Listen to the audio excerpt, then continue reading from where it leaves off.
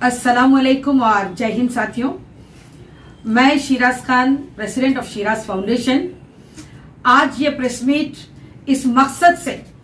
और इस नवैये से पेश की जा रही है जहां पर Moinabad rape and murder case को बिल्कुल ही दूसरा रंग दे दिया गया है हमारे सिस्टम के जरिए, और लोगों में ये बात पता है कि इस केस में केस रजिस्टर हुआ है और सेक्शंस को अल्टर किया गया है, लेकिन जहां पर एज ए थर्ड पार्टी हमने ऊपरपल्ली कोर्ट से ये तमाम तफसीलात, केस के सारे डॉक्यूमेंट्स हम बाहर निकाले हैं, जिससे अंदाजा लगता है कि ये केस को बिल्कुल पूरी तरीके से इस लेवल पे इन्वेस्टिगेट किया गया है जहां पर उस मुजरिम को बचाने की कोशिश की जा रही है। और ये इनिशिएटिव जो आज शिराज फाउंडेशन लिया है कि ये महज एक लीगल बैटल के तहत इसकी पूरी लीगल कार्रवाई हर कोर्ट्स में, यानी कि लोअर कोर्ट से लेकर हाई कोर्ट से लेकर और सुप्रीम कोर्ट तक भी इस केस को हम लेकर जाएंगे, ताकि नाजिया बेगम उर्फ हया बेगम को पूरी तरीके से इंसाफ मिल सके। दूसरी तरफ मैं ये रोशनी डालना चाहूंगी आज इस प्रेस मीट के जरिए कि जहां पर हमने इस फैमिलीज के साथ, विक्टिम की फैमिलीज के साथ, जहां पर उनके वालिद है, उनके भाई है, उनके बहन भाई है, उनकी वालिदा है और आफरीन बेगम जो कि कंप्लेनेंट ऑफ द केस है, इन तमाम लोगों से मुसलसिल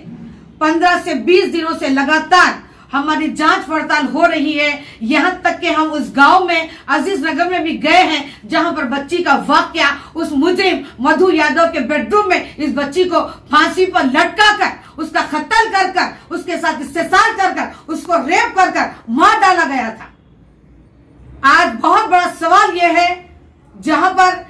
इसकी जो तहकीक पुलिस डिपार्टमेंट के जरिए होनी चाहिए थी, वो मुकम्मल और प्रॉपर तरीके से नहीं की गई है। बहुत सारे लफ्ज़ है, बहुत सारे डाउट्स है और सस्पिशियस ग्राउंड्स हमें नजर आ रहे हैं कि इस केस में किसी भी तरीके से जो रवैया, जो रद्द अमल पुलिस ऑफिसर से होने चाहिए था इस खाती को या इस मुजरिम को फांसी के फंदे तक पहुंचाने तक, वो यहां पर कोई भी नवायत नहीं नजर आ रही है। तो लिहाजा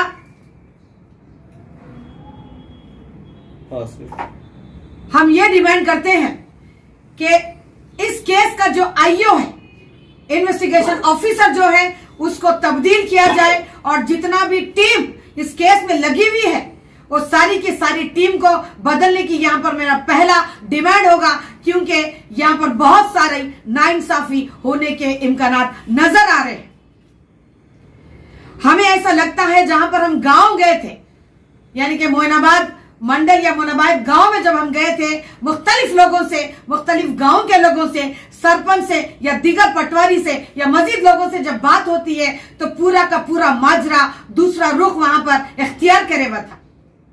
बहुत सारे ऐसे खुलासे हैं, हम हमारी अगली प्रेस मीट में करेंगे, जहां पर पोस्टमार्टम रिपोर्ट्स के लिए, एफएसएल रिपोर्ट्स के लिए और up to date investigation report के लिए और फेरोशरी रिपोर्ट के लिए हमने आरटीआई फाइल किया है एसीपी राजेंद्र नगर के पास, और उन्होंने वादा किया है कि बहुत जल्द, यानी अनकरीब 2 या 3 दिन में वो लोग हमें सारी रिपोर्ट्स हैंडओवर करेंगे। उसके बाद हमारी दूसरी प्रेस मीट होगी तमाम रिपोर्ट्स को स्टडी करने के बाद। यही कहते हुए मैं आखिरी सवाल यह करना चाहूंगी, जहां पर इस हया बेगम को, उसकी एज को लेकर जहां पर ऐसे डॉक्यूमेंट्स बाहर आए हैं, आधार कार्ड का मैनिपुलेशन हुआ है या आधार कार्ड को फर्जी बनाकर इस बच्चों की एज बढ़ाकर बताई गई है, जहां पर वो बचने की कोशिश कर रहा है कि वो लड़की माइनर थी, जबकि आज हम उनकी वालिदा से जब बात हुई तो उनका यह मानना है कि 13 साल पहले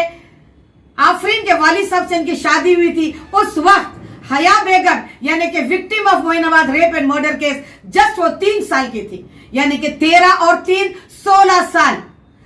साल की बच्ची है, लेकिन पुलिस उसको 18 साल की बता रही है और पॉक्सो को वहां पर चार्जेस नहीं लगाने की ये एक दूसरी बड़ी साजिश यहां पर रची गई है मधु यादव के जरिए। तो हमारा आखिरी डिमांड यही है कि पुलिस इसमें मजीद तहकीकात तेज करे, ऑफिसर्स को बदले और पॉक्सो और 302 के चार्जेस इसमें फ्रेम किए जाए। मैं ये सवाल करना चाहती हूं, क्यों मधु यादव को यहां पर बच्ची सुसाइड करके मर गई बोल के बताया जा रहा है, जबकि ये टोटल ये मर्डर है,